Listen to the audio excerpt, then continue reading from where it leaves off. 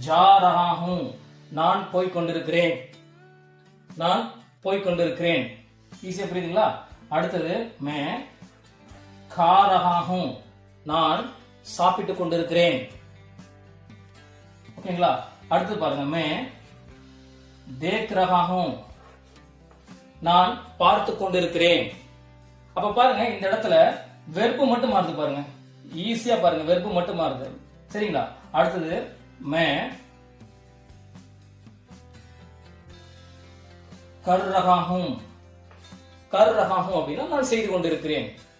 काम कर रहा हूं அப்படின்னா நான் வேலை செய்து கொண்டிருக்கிறேன் அப்படின்னு அர்த்தம் புரியுதுங்களா சோ இப்போ இந்த இடத்துல நாம நல்லா ஞாபகம் வச்சுக்கங்க ஃபார்முலாவை நல்லா ஞாபகம் வச்சுக்கங்க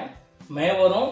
रहा हूं வரும் இடையில வெர்பு மட்டும் தான் வரும் ஓகேங்களா இப்ப मैं रहा हूं ஒண்ணுக்கு ரெண்டு முறை என் கூட நீங்க என்ன பண்ணி சொல்லி பாருங்க உங்களுக்கு ஈஸியா வந்துடும் मैं रहा हूं मैं खा रहा हूं मैं जा रहा हूं मैं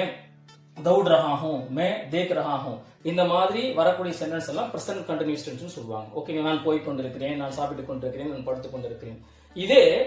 நான் போய் கொண்டு இருந்தேன் அப்படின்னு வந்துச்சுன்னா ரொம்ப ரொம்ப சிம்பிள் இந்த ஹூக்கு பதிலா தா சேர்த்திடுவீங்க